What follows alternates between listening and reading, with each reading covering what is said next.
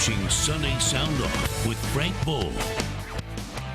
Good evening, everyone. Welcome to Sunday Sound Off, where you get a chance to be part of the conversation on everything sports. Tweet us your questions and comments like you always do every Sunday using the hashtag Sunday Sound Off. Let's introduce tonight's panel. Soren Petro, Sports Radio 810 WHB. The program 10 to 2 every day.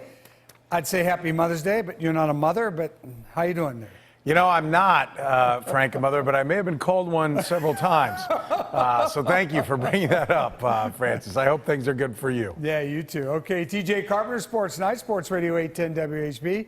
TJ, you've been taking a beating today. How are you doing? Have I been taking a beating? Oh, yeah. What is this all about? Is that you guys start talking up there? I can't hear anything down here. Yeah, well, that's, there's a method to our madness. Blair Kirchhoff, the man for all seasons, playing injured with some screws and pins and everything else in his fingers. I'm not kidding, folks. He's hurt. Show him the digits. Show the digits. Okay, a little bit of. There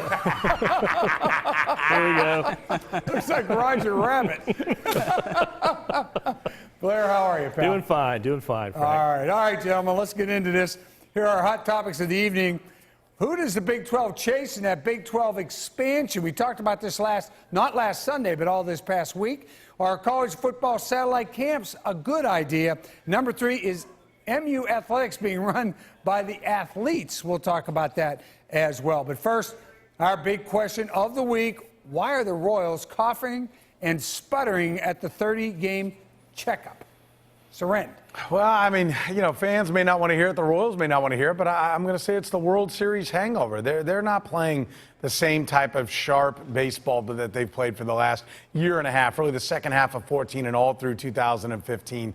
We're just seeing the kind of mental mistakes that don't always show up as errors, but Eric Hosmer gets over to a ball, loses it, finds it, and then it pops out of his glove. Lorenzo Cain Cadillacs it around first, gets thrown out at second, going for his first double.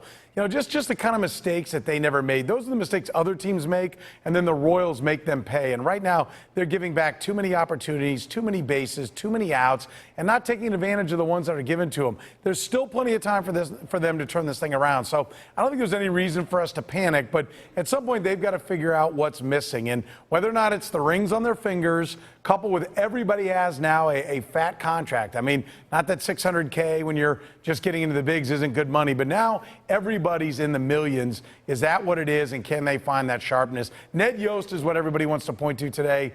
Really, in the end of the day, that's not it. They just need to get sharp again. TJ, is it simple as that? Yeah, those World Series rings, those big contracts, they get pretty heavy. They slow you down, man. I think that Soren is right, but I do also think we need to define what exactly it means to be in a World Series slump. Or have a World Series hangover. Is it complacency? Is it a lack of focus? Is it just they've won so much that it's hard? It's fatigue. They're tired from winning so much. I would say it's somewhere between a swagger slump, so to speak, and a little bit of complacency and a lack of focus. They feel like they can rev it up when they need to, but they better start doing it soon before things get too bad, because this is a division that has gotten very, very competitive, and they need to win games in order to keep up. You cannot lose 4 series in a row. I think they understand that. Maybe Eric Hosmer will step up in that clubhouse and say something, because he right now is, to be quite honest with you, the only guy who's really playing well. Blair?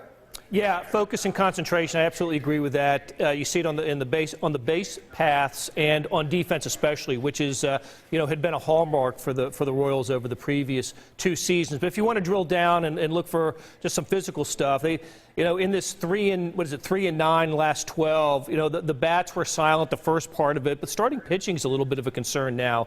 Ian Kennedy got the shutout, or led the shutout victory the other day, but Volquez wasn't sharp today. Ventura was alarmingly bad in his last start, and we know about Medlin and Young. So Royals pitchers, starting pitchers especially, giving up a lot of walks and can't seem to get out of the first inning without getting some damage done to them. So I'm looking at the starting pitching right now. Yeah, and you know what? The Royals got off to a really hot start last year. It's like Chicago White Sox have done this year. Chicago White Sox are 11 games over 500. I mean, nobody expects them maybe to keep this going, but they're still 11 games over 500. That's pretty impressive to me. I don't know. They could be a little tough to catch at the moment. I'll tell you that. Okay, up next, our hot topics. You're watching Sunday Sound Off.